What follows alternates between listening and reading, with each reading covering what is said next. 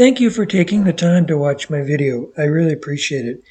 If you enjoyed this, please give it a thumbs up. That will help YouTube to promote my content. If you have any questions or comments, please leave those as well, and I will respond. Thank you again. This is going to be my next project. If you remember my video, if you've been following my channel, Tree to Bowl, this was one of the pieces that I cut out of it. I think it's going to be an interesting piece. It'll be a shallow bowl, natural edge. So I think it's the bark's in good shape, so I think it'll be good. It's a variety called Slippery Elm. So I cut this out of the log and I put this in my homemade kiln. And if you want to see that, that's also in that same video, Tree to Log, and also in my last video, the Spalded Maple. I talk about the kiln that I made. I put it in the kiln, which is just a cardboard box and a light bulb. This went in at about 20% moisture, and after only 3 or 4 days, it's now down to below 10%. So it's certainly dry enough to turn, and it did not crack, so I'm in good shape. So I'm going to go ahead and mount this on the lathe and get started. With the bowl mounted in the chuck on the lathe, I start working on the outside first. You want to start at the bottom and work your way up towards the rim. This allows you to use the bowl gouge, ride the bevel, and maintain the maximum amount of contact with the wood at all times.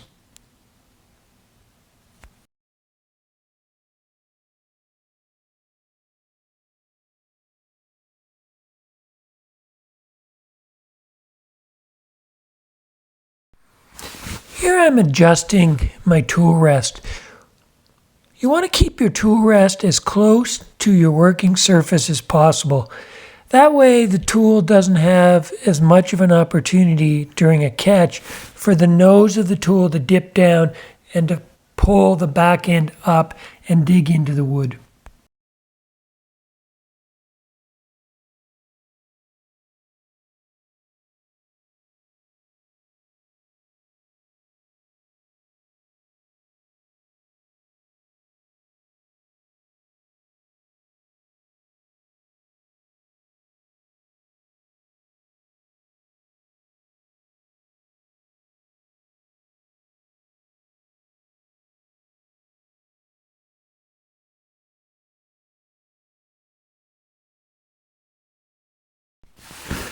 Sometimes the bowl gouge can tend to leave ridges as you're pushing it up the bowl.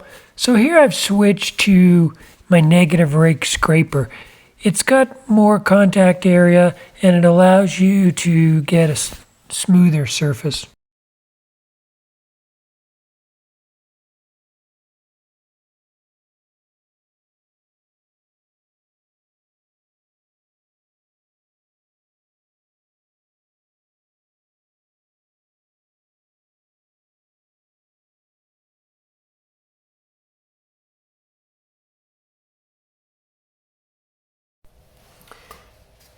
So I worked on the outside of this bowl. Probably some of it was off camera, but you didn't miss much, just shaping and sanding a little bit. And I'm not sure who watches my videos and whether you're beginners or more experienced, but I thought I'd just mention something. I've talked about it before. When I turn this bowl here, I'm going to turn here and it's nice and smooth, like it's smooth off the blade. But I got here a little bit of tear out. And I've used that word before. I'll say that I've got a bit of tear out. Tear out is a little hard to sand. And just to explain what tear out is. So this tree, if I can turn it around this way, was growing this way, up and down this way. It's laying on its side here now, which means the grain is running this way in the tree. So a bit of a demonstration here. I've got these straws, which is really what the wood is. They're individual fibers in the wood, and they're like straws. So when they're laying this way, it's very easy to get that smooth. You can imagine how, with these sides of these straws, there's going to be smooth. When you get to this point where you're dealing with end grain, and you will with a bowl, you're going to have end grain here, here, and side grain here and here. On end grain, you're now dealing with this.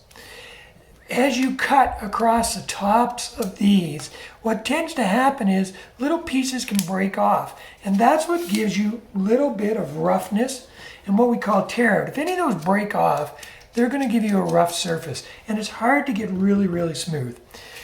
The best thing you can do when you're trying to get end grain smooth, imagine this again, is to have very sharp tools so that it'll cut it. It'll cut as it goes across the top, as opposed to rip and tear out, hence the word tear out. My tools were sharp, and sometimes it's difficult even with sharp tools to avoid tear out. I did get a little bit, and I'm saying very little. I don't even know if you can see it there. So what I did off camera is I put sealer, end grain sealer on it. And what that does is it just tends to stiffen the fibers up. So now, instead of them being malleable and allow them to bend or to tear, it just stiffens them up. And that way, when you go to cut them or sand them, they'll sand smoother. So I did that. Off camera, I gave it 2 coats of sanding sealer. That was the word I was looking for. Sanding sealer, which will just stiffen those fibers up and should give me a smoother surface. So I'm just going to do a little bit more sanding here. I'm good with this side where I don't have end grain, but here where the end grain is, this side's pretty good. This side's got a bit of tear out. So I'm going to go ahead and fix that, and then we'll come back. Okay, I ended up sanding, starting with 80 grit to get rid of the tear out here. I think I have. I don't see any more tear out. And a word here, I'm eventually going to want to put a finish on this and make it shine and gloss. A lot of people think that that's in the finish. It's really not. It's in the sanding. It's at this stage. I've got to have the wood smooth. Finish is only going to go on top, and it's going to follow whatever contour the wood has. So unless that wood is perfectly glass smooth, you're not really going to develop gloss. You're not going to be able to build that layers up of finish to give you that nice smooth finish.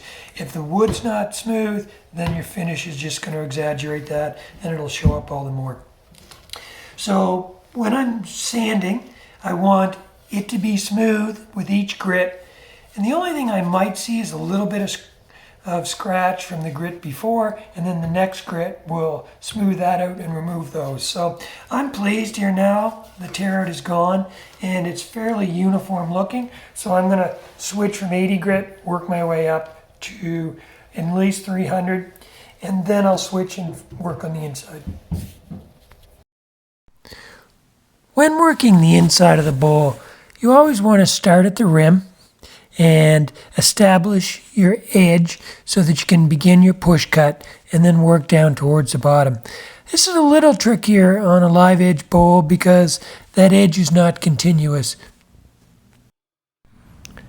Because the bark is a little bit softer, you'll see here that as I'm touching the bark with my tool, I'm kicking up quite a cloud of dust. And if you pay close attention here, I think you'll be able to see the small chunk of bark that went flying through the air amidst the dust cloud. If you look here where the arrow is pointing, you'll see the piece of bark that ended up coming out. At that point, I was still hopeful that I could save the rest of the bark and possibly even find that small piece and glue. It turned out by the time I was done, I ended up losing more bark, making it impossible to salvage the bark.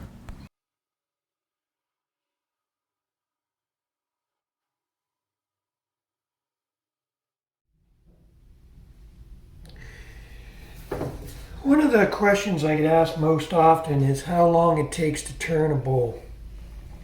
So if you remember, I talked about this earlier in the video, but this bowl was part of the twice turned bowls from the tree to bowl series that I had done, or video I had done.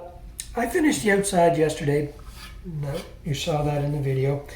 That took me maybe a half hour to to shape it, sand it, apply the finish, maybe a little bit more. I put one pass on the inside and it's already relatively smooth and about, in some places it's as thin as it needs to be.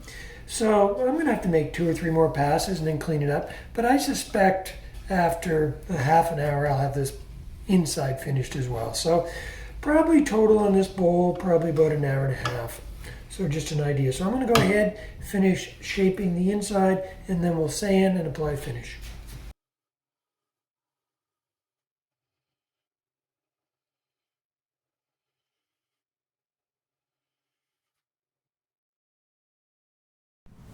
Here I'm just working the inside of the bowl. Again, just doing a push cut, working from the rim down to the bottom, and being careful as I transition from the side of the bowl to the bottom of the bowl. If a person is going to get a catch on the inside of a bowl, this will be the area that it will occur.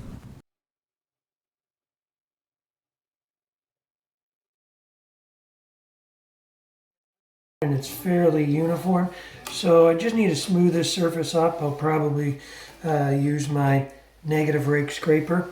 I'll just mention a couple things about the tool. So usually I'll sharpen this before I start, and then once more, maybe twice more, depending on the bowl. So it's important to keep your tool sharp. So when I'm sharpening it in between, it may just be a couple passes on the stone, and you're not taking much off material-wise on the tool, but just to give it an edge again. The other thing I'll mention is, you'll notice when I'm going down the bowl, I want to ride the bevel, so that's this part here. So I put it up against the edge, and I do a push cut, and I follow that down right to the bottom. And you have to be careful when you're making the transition from coming down the walls to the flat that you don't get a catch. And then I work right across the bottom. The other thing I'll do is from the bottom I'll come this way and work out. But you want to be careful. When you get out to the side here, if you're coming out, it's very easy to get a catch and throw the tool out this way and dig into the wood. And I actually did get a little bit there, not very bad. I just came a little further than what I wanted to. It does make it smoother, flatter to come across from the center out, just across the bottom. But again, you want to avoid the side piece because you don't want the tool to ride up the wood.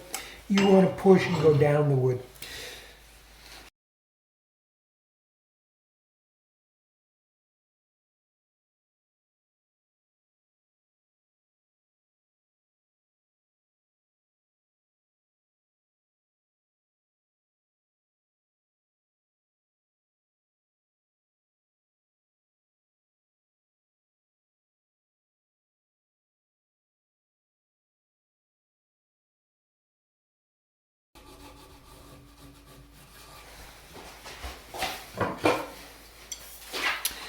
This is a tool called the negative rake scraper. So what makes a negative rake, if you can see that there, it's actually sharpened on both sides. Whereas usually a scraper will be flat on one side and just shaped like this. Whereas this one is triangular, sharpened on both sides. I haven't made my handle for this yet.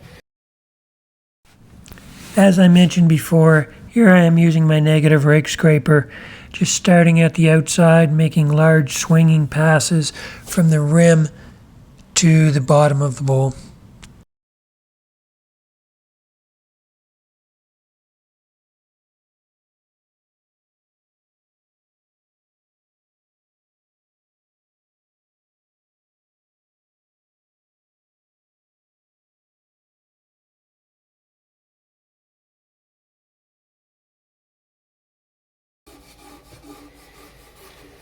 There, that took away a lot of the ridges and gave me a smoother surface. You can see with this, you generally make a sweeping motion, so it's no stop and go, and as you sweep, it tends to take away any ridges and give you a lot smoother finish. I'm just going to sharpen this up a little bit and then come back and give it another pass before I start sanding. Here I'm starting to sand it. I won't show the whole process. I started with 80 grit and worked my way up through to 600. Once I finish sanding it, I like to wipe it down with denatured alcohol. This just tends to clean out any fine sawdust that may be in the pores of the wood. The next step in the finishing process is to use sanding sealer. This just helps seal the wood and make for a smoother surface before applying the final finish. I usually apply 2 coats of the sanding sealer, and then after the second coat has dried, I will denib it with a fine Scotch pad. The next step is to apply an abrasive paste. The abrasive paste ends up doing a wet sanding equivalent to about 1,000 grit. If you'd like to see a video on how I made my sanding paste, you can find that in a video entitled Abrasive Paste.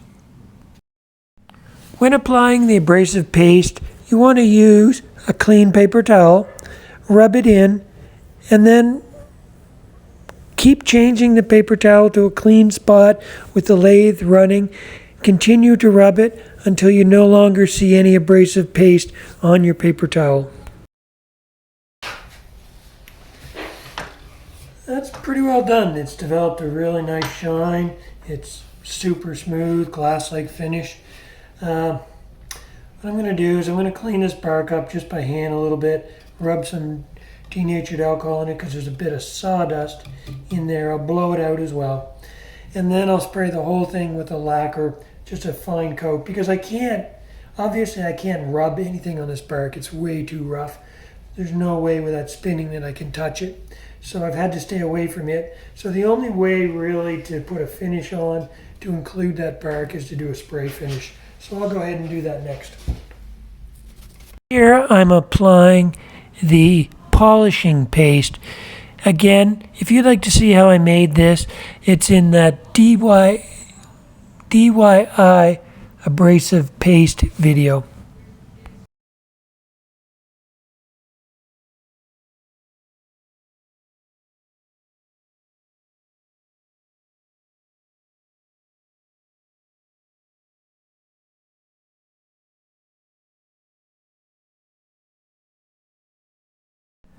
I had mentioned earlier that I was going to spray a lacquer finish on the bark. I ended up changing my mind.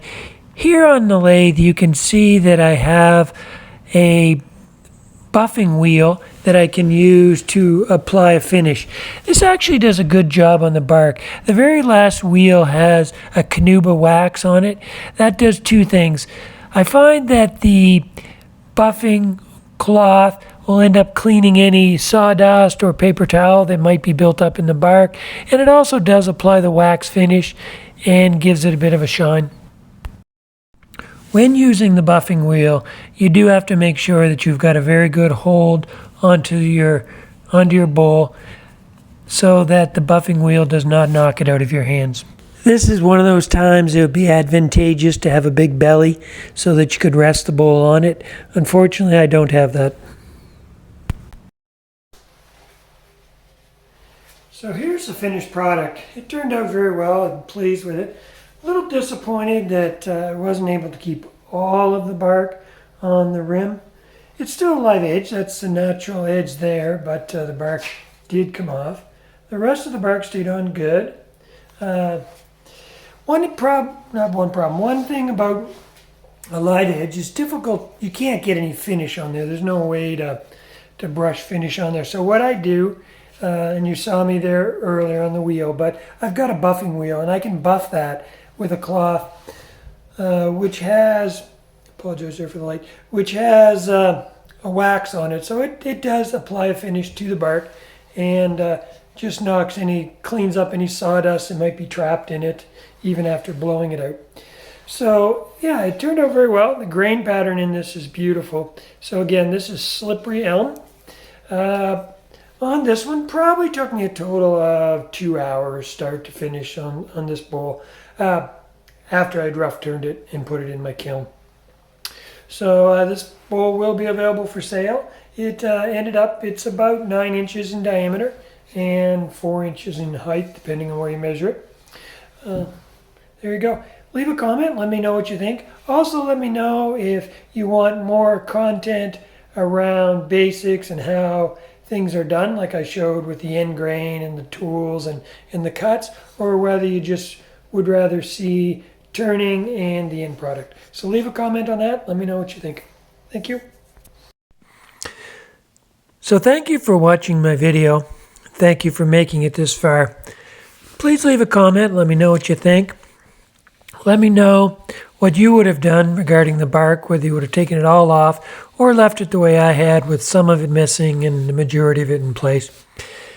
And I look forward to seeing you in the next video.